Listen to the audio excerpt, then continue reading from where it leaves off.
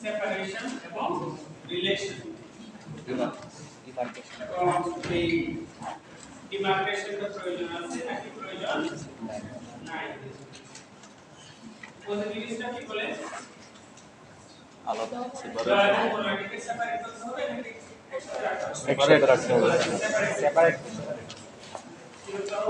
Positivist এটা তো পজিটিভিজমের একদম মূল লক্ষণের মধ্যে একটা তাই না সেটা নিয়ে ডিবেট এই আর্টগুলো ডিবেট কি নিয়ে সেপারেশন অফ ল এন্ড পজিটিভিস্টরা বলছে এই সেপারেশন রাখতেই হবে এই সেপারেশন এমন না যে ল এর কন্টেন্টের মধ্যে কোনো মোরাল কন্টেন্ট থাকতে পারবে না বরঞ্চ তারাও মনে করে যে ল এর কন্টেন্ট হলো মোরাল হওয়া উচিত এবং যখনই ল এর কন্টেন্টের মধ্যে সমস্যা হবে তখনই সেটাকে রিফর্ম করা হবে কারণ তোমরা জানো যে আগে অন্যতম একটা ক্যারেক্টারিস্টিক্স ছিল সে লেজিসলেটিভ রিফর্মের কথা বলছে কিসের কথা বলেছিল লেজিসলেটিভ রিফর্ম তুমি যদি এখানে মোরালিটির ভিত্তিতে এই সমালোচনাটা না করো তাহলে রিফর্মের প্রশ্নই অর্থাৎ তারা পজিটিভিস্টটা কিন্তু লকে ইমিউটেবল কেমন এবং কখনো পরিবর্তনযোগ্য এটা মনে করে ওরা নিজেরাও মোরাল পয়েন্টের কারণে অনেক সময় লকের সমালোচনা কিন্তু তথাপি তারা এটা বলতে চাচ্ছে যে বাই ডেফিনিশন ল আলাদা মোরালিটি বরঞ্চ ল এবং মোরালিটিকে আলাদা রাখার সুবিধা হচ্ছে লয়ে যখনই কোনো সমস্যা পাওয়া যাবে মোরালিটির দৃষ্টিকোণ থেকে সেটাকে সমালোচনা করা সুযোগ থাকবে বুঝা গেছে তুমি যখন বলো যে law is by nature moral অথবা মোরাল কন্টেন্ট দিয়েই লকে বানানো হয় তখন কিন্তু সেখানে কোনো ধরনের প্রশ্ন করা যায় না কারণ অলরেডি তুমি বলে দিয়েছো যে এটাই মোরালিটির মানে অভিব্যক্তি তাই না এটাই মোরালিটিকে রিপ্রেজেন্ট করে এরপরে তো ওই লকে আর খারাপ ল কেউ বলতে পারবে না বুঝা গেছে এইজন্য ওরা বলছে যে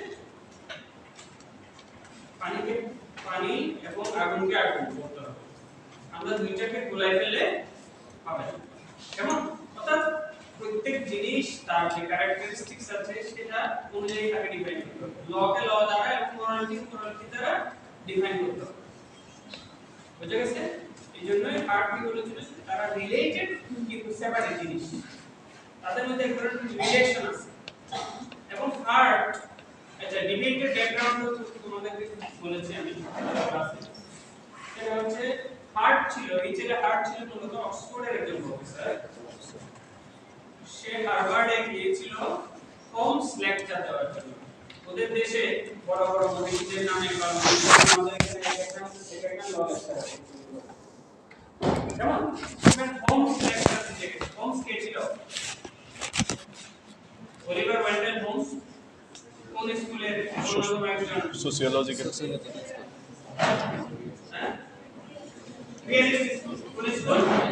রিয়েলিস্ট স্কুলের অন্যতম একজন প্রবক্তা ছিল কি? কে? হোমস।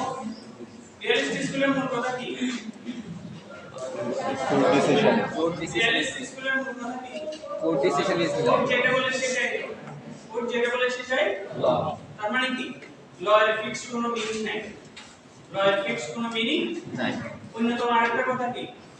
রিয়েলিস্ট স্কুলে যে শুধুমাত্র রুল অফ ল না, জাজদের ভ্যালু সিস্টেম, জাজদের মূল্যবোধ জাজমেন্টের মধ্যে রিফ্লেক্ট করে।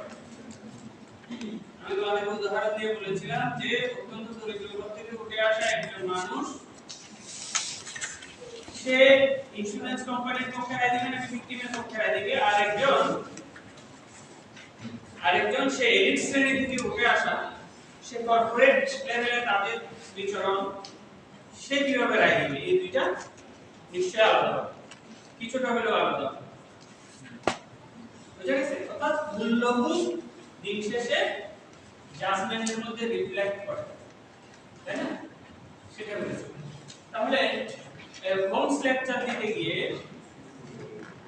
এইচএল হার্ট এখানে আমি একটু ছোট ঘটনা আছে, সেটা হচ্ছে যে ওই বছরটাতে সে অক্সফোর্ড থেকে ছুটি নিয়ে হার্ভার্ডে পড়াচ্ছিল। কে? HL heart. এবং এটারই এক পর্যায়ে তাকে হোমস লেকচারের সুযোগ দেওয়া হয়েছে। সে হোমস লেকচারে সে যে বিষয়টা চুজ করেছে সেটা হচ্ছে এখানে আর্টিকেলটি আছে, এই ওর আর্টিকেলটা হচ্ছে এটা, positivism and the separation of law and morals. Positivism and the separation of law and morals. ও মূলত যে কথাটা বলার চেষ্টা করেছে সেটা হচ্ছে যে পজিটিভিস্টরা মোরালিটির বিরুদ্ধে, পজিটিভিস্টরা মোরালিটির বিরুদ্ধে না, কিন্তু ল তোমার একটা সায়েন্স হিসেবে প্রতিষ্ঠিত হওয়ার জন্য, সঠিক জুরিসপ্রুডেন্স হিসেবে প্রতিষ্ঠিত হওয়ার জন্য, ল এর ক্যারেক্টারিস্টিক্স বোঝা যাওয়ার জন্য এটাকে মোরালিটি থেকে আলাদা করতে হবে। এবং তোমরা জানো যে এটা ন্যাচারাল ল এর এগেইনস্টে একটা স্কুল গড়ে উঠেছিল একটা প্রেক্ষাপটে। তো সেখানে তোমার এই সেপারেশনটা অত্যন্ত প্রয়োজন ছিল, এবং সেটা প্রেক্ষাপট তোমাদেরকে বলেছিলাম। সেটা প্রেক্ষাপট কি? তখন চার্চের যে কয়েকশো বছর ধরে চার্চের যে আধিপত্য রুলারদের উপরে, যে সুপিরিয়র ল প্রাধান্য পাবে, সেই অবস্থা থেকে, কারণ চার্চ এবং স্টেটের মধ্যে যুদ্ধের পরিণতি হচ্ছে ন্যাশন স্টেটের জন্ম, রাষ্ট্রের জন্ম। সেই রাষ্ট্রের জন্মের সময়ে ওই অম্বিলিক্যাল কর্ড ওইটা কেটে ফেলতে হবে, তাই না? সুতরাং এখানে চার্চ থেকে তাকে পুরোপুরি বিচ্ছিন্ন হয়ে নতুন রিবার্থ, নতুন জন্ম, স্টেটের জন্ম নেওয়ার প্রয়োজনে চার্চ থেকে স্টেটের পক্ষে আলাদা করার প্রয়োজনে এই সেপারেশন থিসিস প্রয়োজন ছিল। বলেছিলাম না, সেপারেশন থিসিস প্রয়োজন ছিল। এবং সেই সেপারেশন থিসিস পজিটিভিজমের, বিশেষ করে অস্টিনের স্কুলের অন্যতম একটা গুরুত্বপূর্ণ ক্যারেক্টারিস্টিক্স। সেটাকেই সে এখানে বলছে। তার মানে এই নয় যে মোরাল কন্টেন্ট থাকতে পারবে না, বরঞ্চ বলছে যে লিবারালিজমের যতগুলো ভালো ভালো দিক আছে, যেমন ফ্রিডম অফ এক্সপ্রেশন থাকবে, কথা বলার স্বাধীনতা থাকবে, সংগঠন করার স্বাধীনতা থাকবে, ইত্যাদি ইত্যাদি যতগুলো ভালো কথা আছে, ও বলছে সবগুলোই কে বলেছে? ইউটিলিটারিয়ানরা বলেছে, অস্টিন, ব্যাকগ্রাউন্ড ওরা বলেছে। এবং সেখানে অবশ্যই মোরাল কন্টেন্ট রয়েছে। সেখানে মধ্যে কি কন্টেন্ট রয়েছে? মোরাল কন্টেন্ট রয়েছে। এই মোরাল কন্টেন্ট থাকার পরেও তারা এটা বলার চেষ্টা করেছে যে সেপারেশনটা এসেনশিয়াল, ল এবং মোরালিটির সেপারেশনটা এসেনশিয়াল। বুঝা গেছে? কারণ ল এবং মোরালিটির সেপারেশনটা যদি প্রতিষ্ঠিত করতে না পারো, ন্যাচারাল ল আবার ফিরে আসবে। ন্যাচারাল ল আবার ফিরে আসবে। সেজন্য তারা বারবার এটা বলার চেষ্টা করেছে যে, এবং হার্ট তার বক্তব্যে এটা স্পষ্ট করার চেষ্টা করেছে যে অস্টিনও এই কথা বলা যায় যে মোরালিটির কোনো কিছু থাকতে পারবে না, এবং সে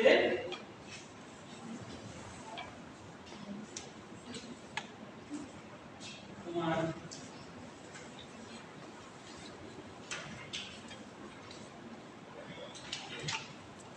স্পষ্টভাবে এটাই বলার চেষ্টা করেছে কয়েকটা কথা। আর বলছে যে অস্টিন কি বলেছিল আসলে, বলছে অস্টিন বলেছিল the existence of law is one thing, its merit and demerit is another. তুমি একটা লকে খারাপ বলতে পারো, এটা আমি মেনে নিই, কিন্তু লটার অস্তিত্ব আমাদেরকে স্বীকার করতে হবে। তাহলে একটা ল হয়তো এখানের মধ্যে মোরাল ক্যারেক্টারে কিছুটা ডিফেক্টিভ আছে, তুমি এটার ডিমেরিটটা বলতে পারো, কিন্তু ওইটার এক্সিস্টেন্স তুমি অবশ্যই মেনে নিতে হবে। এটা হচ্ছে অস্টিনের কথা। আর কি বলেছে অস্টিন? ওর বক্তব্যের মাধ্যমে এই বোঝাতে চাচ্ছে যে ল এর সাথে মোরালিটি একেবারে সেপারেট হয়ে যাবে, এটা বলতে চাইনি। আর এটা কি বলছে? a law which actually exists is a law. In other words, law is law. Law is law. যে আইনের অস্তিত্ব আছে সেই আইনকে আমরা আইন হিসেবেই ধরতে হবে প্রথমে, though we happen to dislike it, যদিও আমরা সেই লকে পছন্দ করি, or though it varies from the text, অথবা যদিও এটা ধর্মীয় টেক্সট থেকে ভিন্ন হয়, by which we regulate our approbation and disapprobation. আমি কোরআন দিয়েছি, আরেকজন গীতা দিয়েছে, কিন্তু লর মধ্যে এটা রিফ্লেক্ট হয় নাই, লর মধ্যে এটা রিফ্লেক্ট হয় নাই, এই কারণে ওটা লর এক্সিস্টেন্সটা অমান্য করা, অস্বীকার করা যাবে না। তৃতীয় আরেকটা বক্তব্য কি?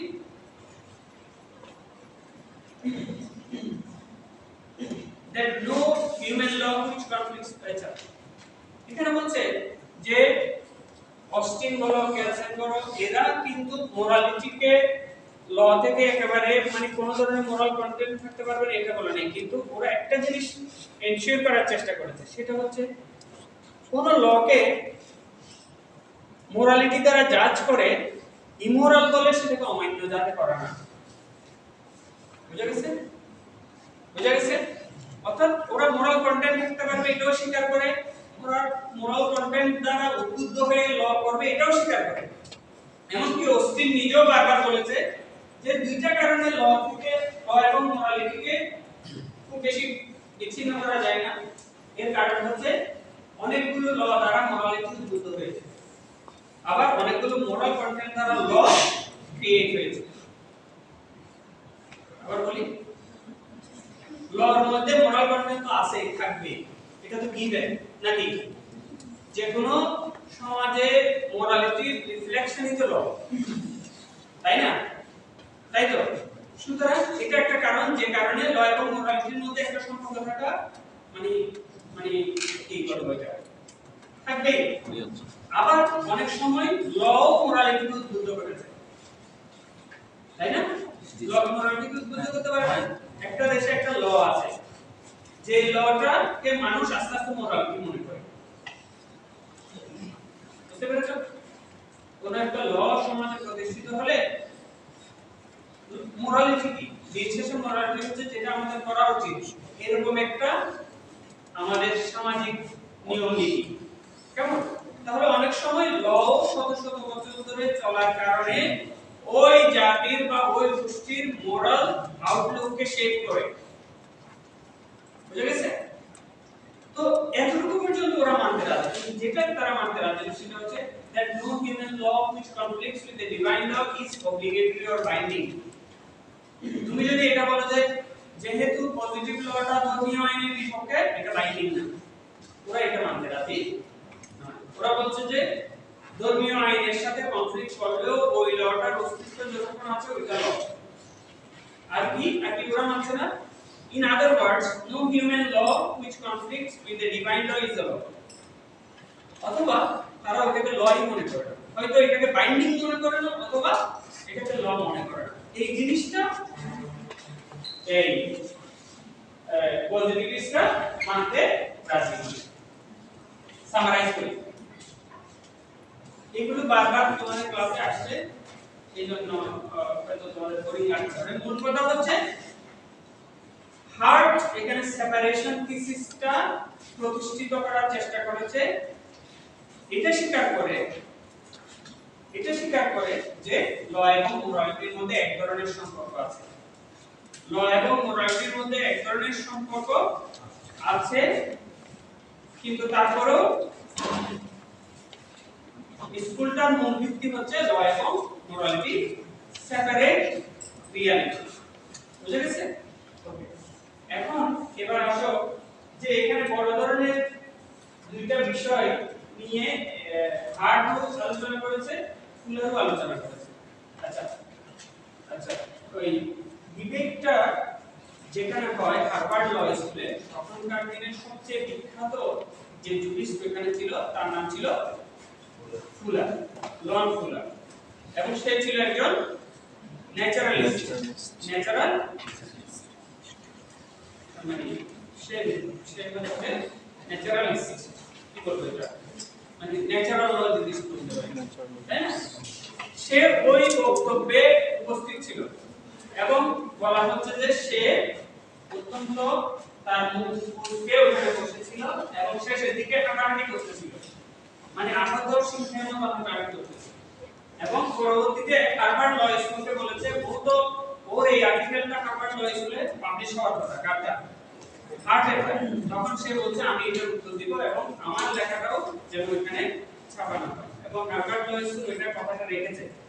সেখানে ওর লেখাটা প্রথমে, হার্টের লেখাটা প্রথমে, এবং পরবর্তীতে ফুলারের লেখাটাও এটার জবাব হিসেবে এখানে এসেছে। এবং ওদের দুইটা বিখ্যাত বইয়ের প্রিলুড হিসেবে মানে মানে এই এই আর্টিকেলগুলোই পরবর্তীতে বড় ভলিউম আকারে আরো বাড়িয়ে ওরা বই হিসেবে পাবলিশ করেছে। দুইটাই বিশ্ববিখ্যাত বই হয়েছে, একটার নাম হচ্ছে the concept of law, HL হার্টের দ্য কনসেপ্ট অফ ল, আর একটা হচ্ছে ফুলারের দ্য মোরালিটি অফ ল।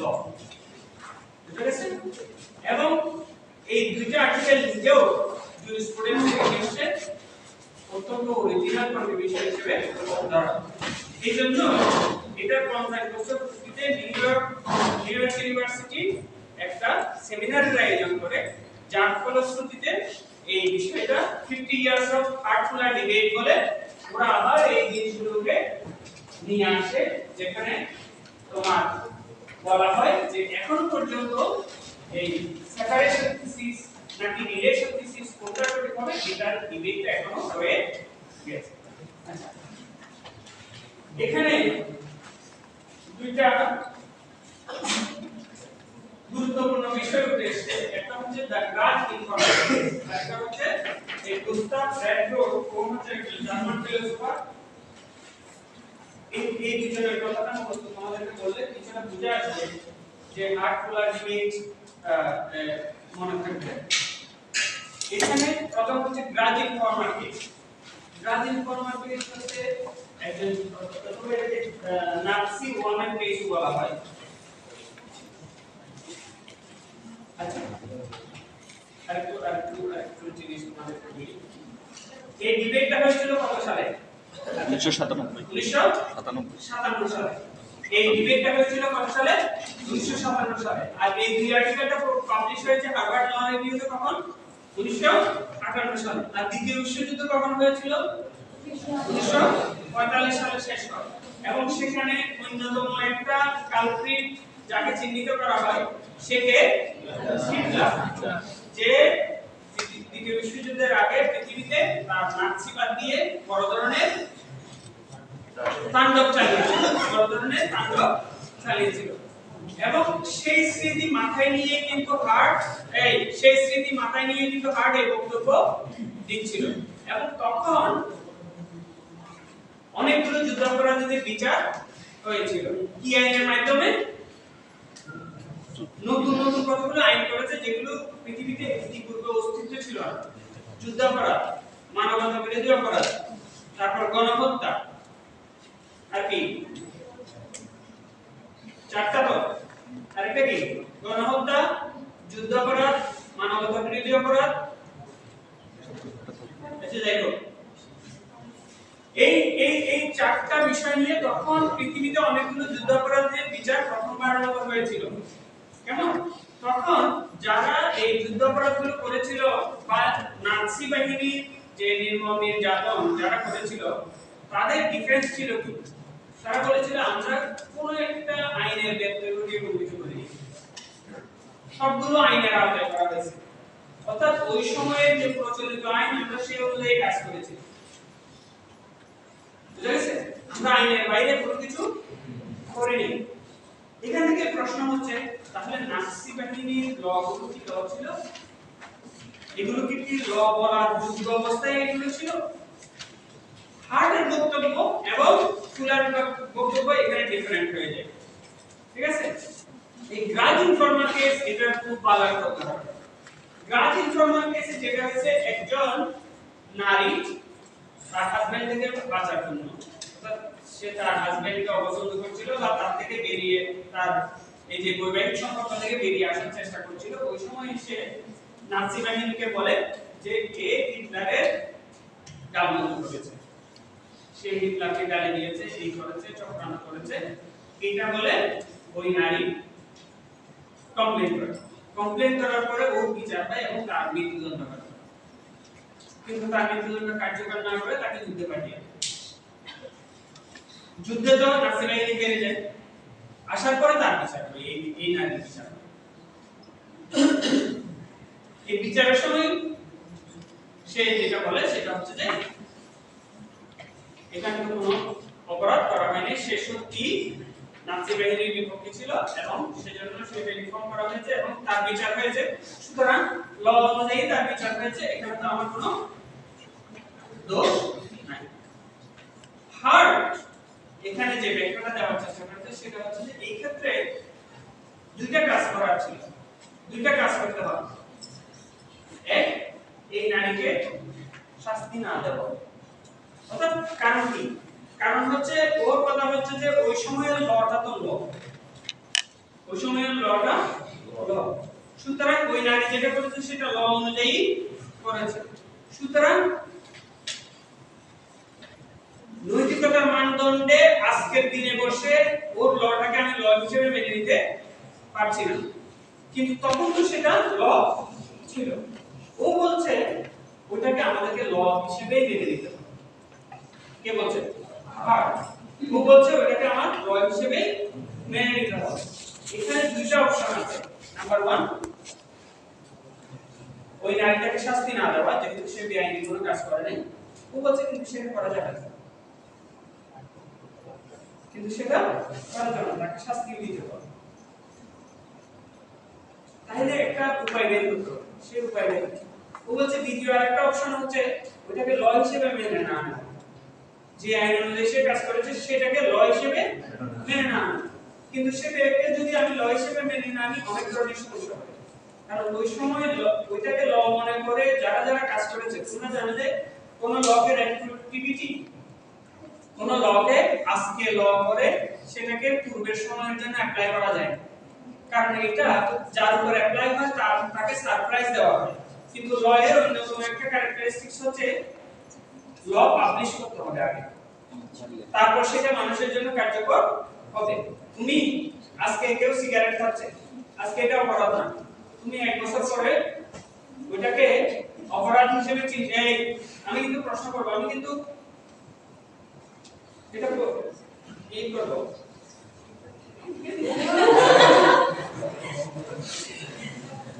শোনো, আমি অবশ্য আমার কাছে আমি জানি কি বলছিলাম, তুমি রেট্রোঅ্যাক্টিভিটি দিতে পারো, রেট্রোঅ্যাক্টিভিটি দিতে পারো। এখানে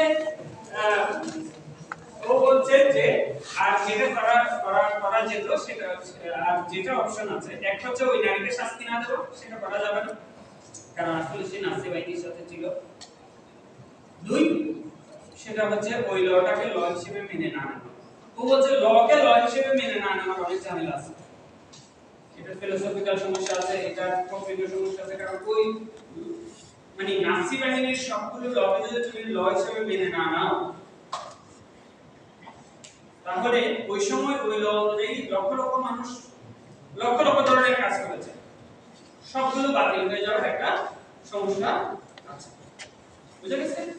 আরেকটা ইস্যু এখানে উঠে এসেছে, গুস্তাভ রুটরাক। ও ছিল একজন জার্মান জুরিস্ট। সে দ্বিতীয় বিশ্বযুদ্ধ পর্যন্ত সে নিজেও পজিটিভিস্ট ছিল। কি ছিল? সেও সেপারেশন থিসিস এ বিশ্বাস করত। কিন্তু দ্বিতীয় বিশ্বযুদ্ধের নাৎসি বাহিনীর এই অবস্থাগুলো দেখার পরে সে নিজেও তার একটা লেখার মধ্যে এবং বিভিন্ন লেখার মধ্যে সে যেটা বলার চেষ্টা করলো সেটা হচ্ছে এই নাৎসি বাহিনীর বর্বরতার অন্যতম একটা কারণ ছিল সেপারেশন থিসিস। অর্থাৎ জার্মানিতে পজিটিভিজম বা সেপারেশন থিসিস এতই প্রতিষ্ঠিত হয়েছিল, সেখানে লর মধ্যে যা কিছুই থাকুক না কেন এবং তার মোরাল কন্টেন্ট যাই কিছু হোক না কেন সেটাকে মেনে চলা এবং সেটাকে প্রশ্ন না করার একটা যে প্রবণতা, এটার কারণেই হিটলার এই কাজগুলো করতে পারছে। তার মানে ও বলছে যে সেপারেশন নয়, বরঞ্চ এই দুইটাকে মার্জ করতে হবে। কে বললো? গুস্তাভ রেডব্রুক। ও হচ্ছে একজন জার্মান জুরিস্ট। এটার উত্তরও হার্ড করলো যে না, সেপারেশন থিসিসের কারণে নাৎসি মানে জার্মানিতে এই যে এগুলো হয়েছে তা কিন্তু নয়, কারণ একই সেপারেশন থিসিস পৃথিবীর বিভিন্ন জায়গায় আছে। ওইসব জায়গায় তো নাৎসি বাহিনী তৈরি হয়নি।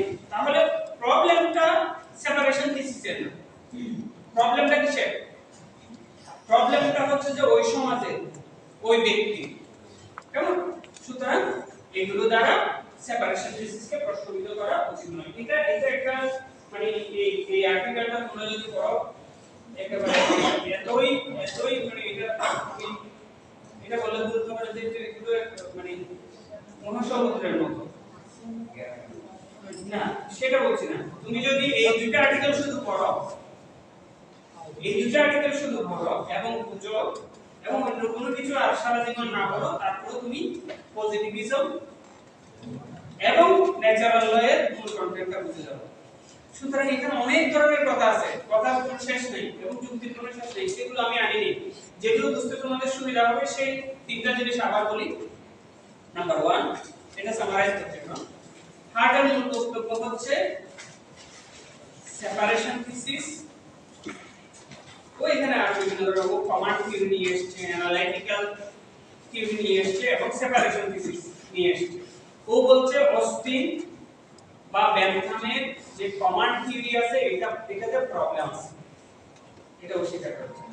ও বলছে যে অ্যানালিটিক্যাল যে জুরিসপ্রুডেন্স আছে এটাতে সমস্যা আছে, কারণ এটা সবসময় যুক্তি দিয়ে কাজ করার চেষ্টা করে, সবসময় যুক্তি দিয়ে কাজ করলে সমস্যা আছে।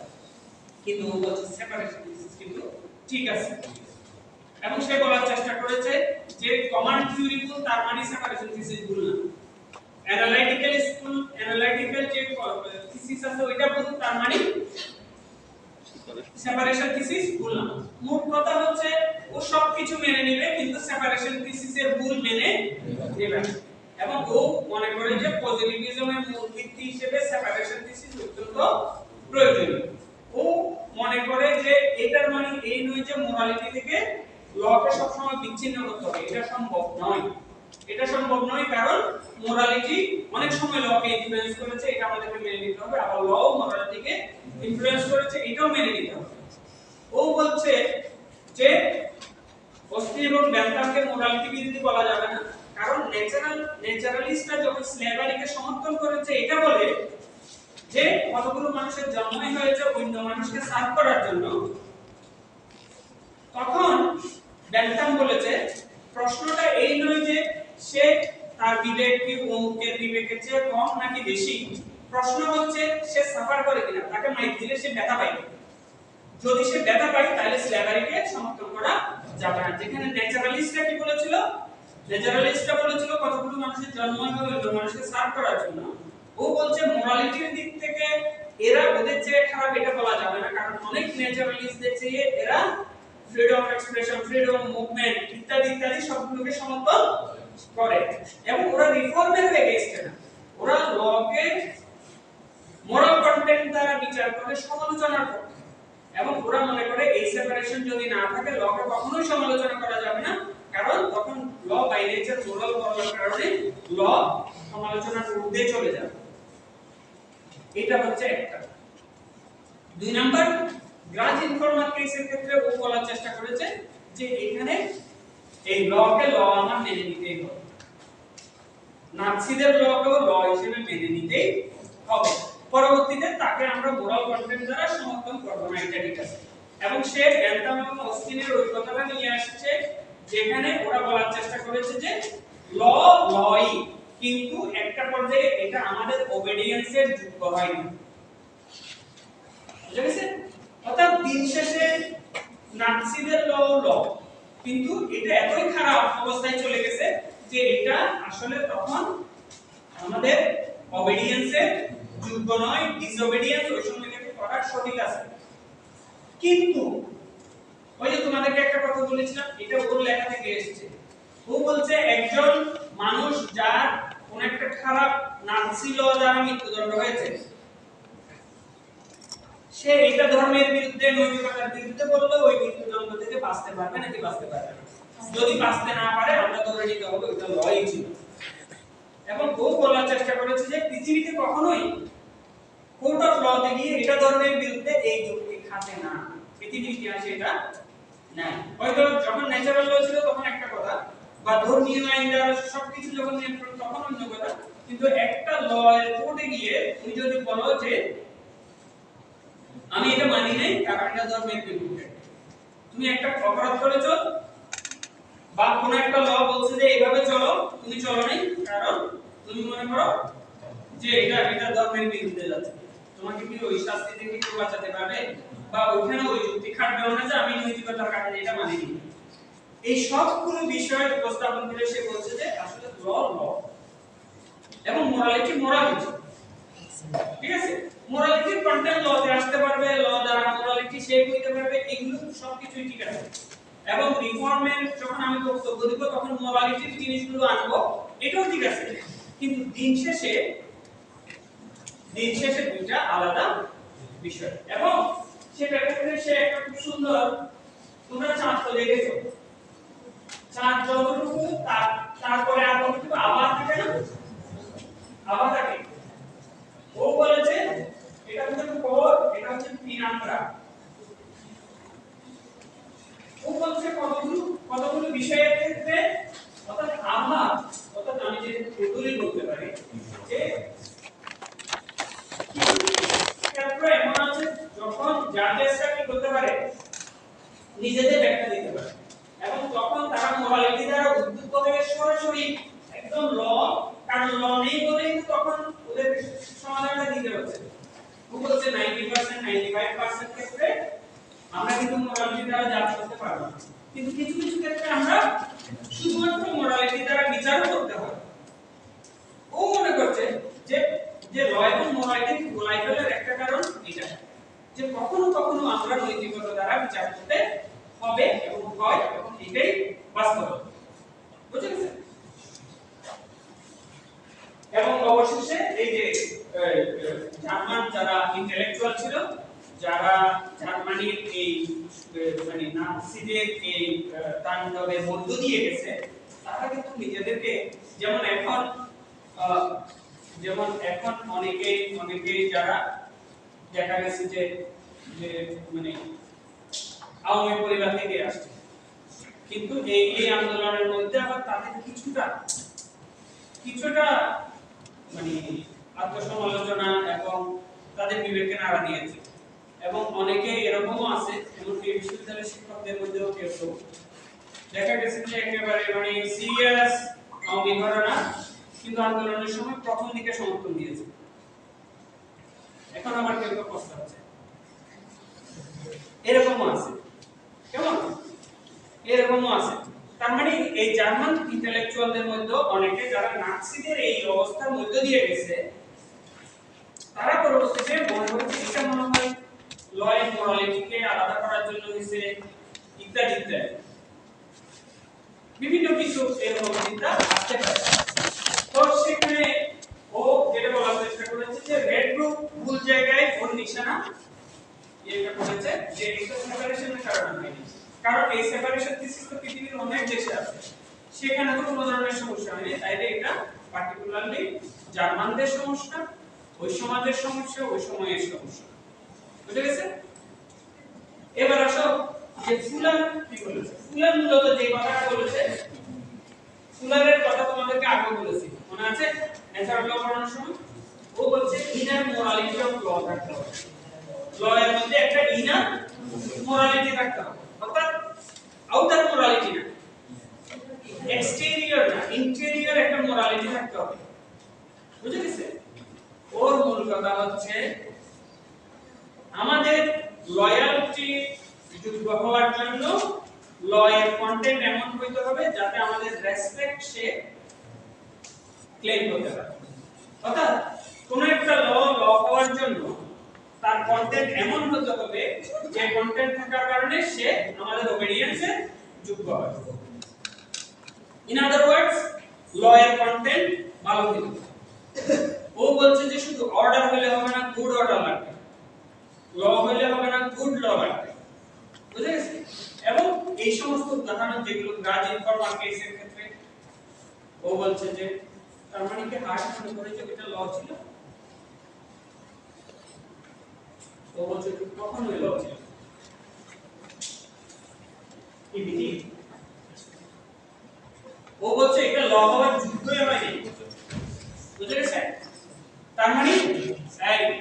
তার মানে ও এরপরে যে কথাটা বলেছে সেটা হচ্ছে ল এর মধ্যে ইনার মোরালিটি অফ ল থাকলেই আমরা লকে ল বলবো। যতক্ষণ পর্যন্ত ইনার মোরালিটি অফ ল থাকবে না ততক্ষণ পর্যন্ত আমরা লকে ল বলবো।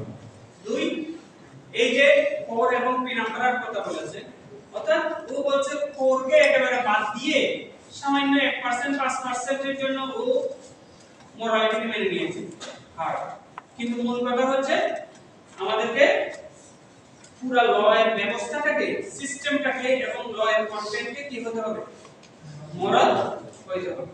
এবং রেট্রো এবং থিসিসকে সে সমর্থন করেছে এবং বলছে যে হার্ট তার বক্তব্যকে টুইস্ট করেছে, যার কারণে তার যে মূল বক্তব্য ছিল সেটা হচ্ছে যে এই যে সেপারেশনের কারণে আসলে সমস্যা হতে পারে। বুঝা গেছে? তোমরা এটা আরো পড়ো, এটা কতটুকু মানে ক্লিয়ার হয়েছে জানি না। স্যার একটা কোশ্চেন ছিল স্যার, গ্রাজ ইনফর্মাল কেসে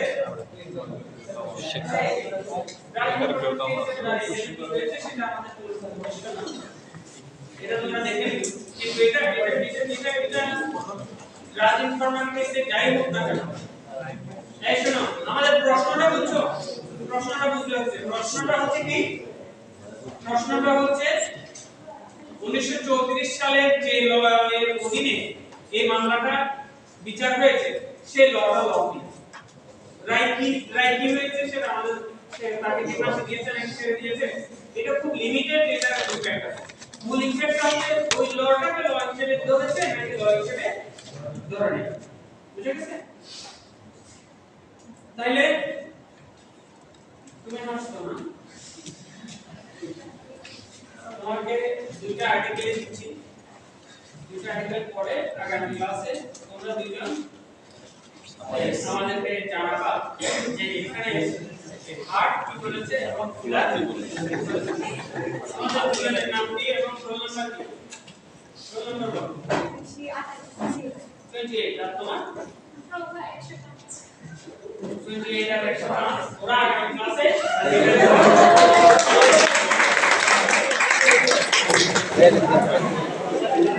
স্যার